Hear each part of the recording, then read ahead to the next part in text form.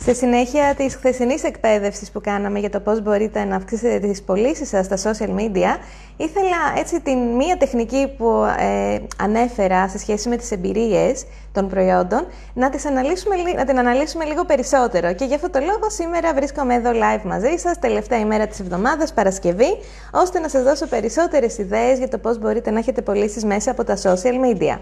Καλημέρα όσοι συνδέεστε live μαζί μου, είμαι η Μαρίνα Πολίτη και εκπαιδεύω όσους θέλουν να εργαστούν μέσα από το σπίτι χρησιμοποιώντας τα social media και τη δυναμική που δίνει στο δικτυακό marketing. Και σε αυτό το επεισόδιο θέλουμε λίγο έτσι να δούμε πιο αναλυτικά την τεχνική του να μοιραζόμαστε την εμπειρία μας με τα προϊόντα ή εμπειρίες γενικότερα των προϊόντων με άλλους μέσα από τα social media, καθώς αυτό είναι κάτι το οποίο βοηθάει πάρα πολύ στις πωλήσεις.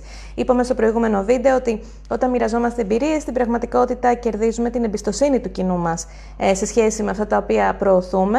Άρα θέλουμε να το κάνουμε αυτό, αλλά πώς μπορούμε να το κάνουμε έτσι λίγο πιο αποτελεσματικά και ιδιαίτερα όταν θέλουμε να μοιραστούμε ένα προϊόν το οποίο χρησιμοποιούμε εμείς οι ίδιοι.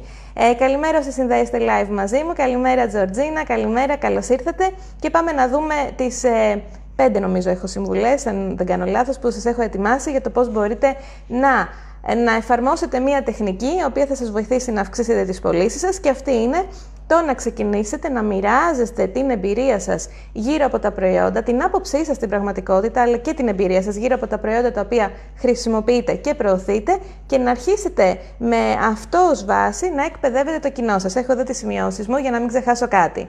Πώς λοιπόν μπορείτε να το ξεκινήσετε? Το πρώτο βήμα που χρειάζεται να κάνετε είναι να επιλέξετε λιγότερα προϊόντα να προωθείτε.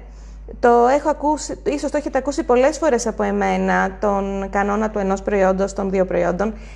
Γενικότερα το να εστιάζετε σε λιγότερα προϊόντα θα σας φέρει περισσότερες πωλήσεις, όσο παράξενο και αν φαίνεται αυτό. Γιατί έχει να κάνει με τεχνικές marketing. Και σίγουρα το έχετε προσέξει και από άλλες μεγάλες εταιρείες, ότι παρόλο που έχουν πολλά προϊόντα, δεν προωθούν όλα τους τα προϊόντα. Προωθούν το καλύτερό τους, αυτό το οποίο τους φέρνει τις περισσότερες πωλήσεις. Γιατί τι θέλουν να φέρουν τον πελάτη τουλάχιστον μέσα στην επιχείρηση. Και από εκεί και πέρα, όταν φέρουν τον πελάτη, μπορούν να του πουλήσουν και άλλα προϊόντα. Αντίστοιχα, ισχύει και στη δική σας επιχείρηση. Θέλετε με ένα προϊόν να τον φέρετε μέσα. Από εκεί και πέρα, μπορείτε να πουλήσετε κι άλλα.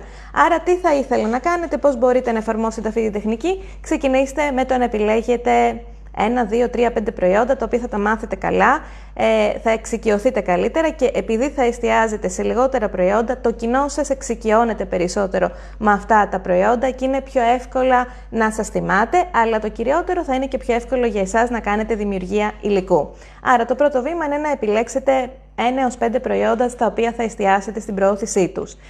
Το δεύτερο είναι, εφόσον είναι και λίγα τα προϊόντα, είναι να φτιάξετε μία λίστα.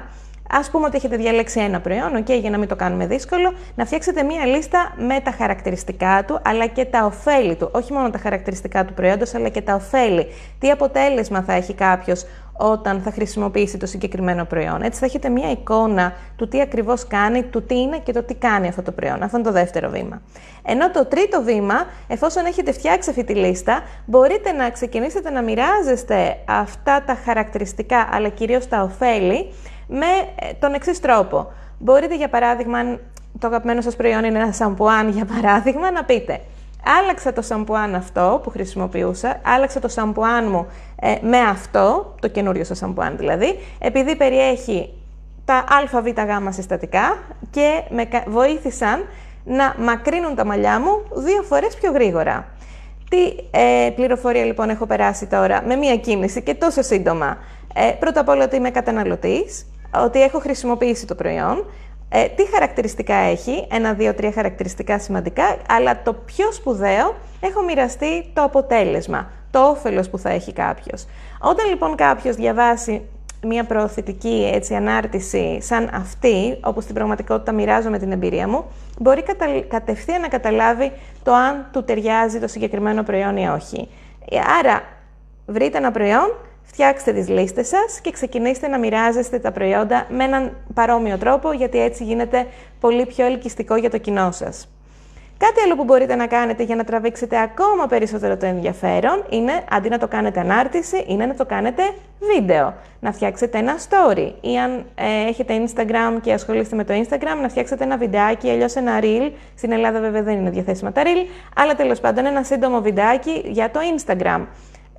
Την ίδια τεχνική θα ακολουθήσετε, απλά τα βίντεο, όπως και να το κάνουμε, έχουν πιο έντονο αντίκτυπο, θα μπορούσαμε να πούμε, στο κοινό μας. Έχει μεγαλύτερο ενδιαφέρον να παρακολουθήσει κάποιος ένα σύντομο βίντεο από το να διαβάσει ένα κείμενο. Και μας συνδεόμαστε έτσι πολύ πιο άμεσα με τους άλλους. Και το τελευταίο κομμάτι, που είναι η συμβουλή που θέλω να σας δώσω, είναι ότι αν θέλετε να βελτιωθείτε στις πωλήσεις, πρέπει να γίνετε ειδικοί στα προϊόντα σας. Και γι' αυτό το λόγο δεν θέλετε να προωθείτε πάρα πολλά προϊόντα, γιατί μπερδεύετε το κοινό σας. Αν εστιάσετε σε ένα προϊόν, οι πελάτες θα ψάχνουν εσάς για να αγοράσουν αυτό το ένα προϊόν, στο οποίο είστε ειδικός ή ειδικοί για να τους βοηθήσετε. Αυτό είναι το μυστικό της επιτυχίας. Γι' αυτό το λόγο μην αγχώνεστε να προωθείτε πάρα πολλά προϊόντα, γιατί θεωρείτε ότι αν προωθείτε πολλά προϊόντα ότι θα έχετε περισσότερες πωλήσεις. Το αντίθετο. Εκείνοι που έχουν τις περισσότερες πωλήσεις είναι αυτοί που εστιάζουν σε ένα προϊόν. Αυτή είναι η καλύτερη συμβουλή που μπορώ να σας δώσω και οι τεχνικές τις οποίες μοιράστηκα νωρίτερα πρακτικά για να το εφαρμόσετε. Ελπίζω να έχετε μια όμορφη Παρασκευή, να δοκιμάσετε αυτή την τεχνική και θα χαρώ πάρα πολύ να μοιραστείτε και τα αποτελέσματά σας από την πρακτική εφαρμογή. Σας εύχομαι να έχετε ένα υπέροχο Σαββατοκύριακο και θα τα πούμε και πάλι από Δευτέρα με περισσότερη εκπαίδευση και νέες τεχνικές για το πώς μπορείτε να χτίσετε την επιχείρησή σας και να αυξήσετε τις πωλήσεις σας μέσα από τα social media. Καλημέρα και καλή συνέχεια, θα τα πούμε και πάλι.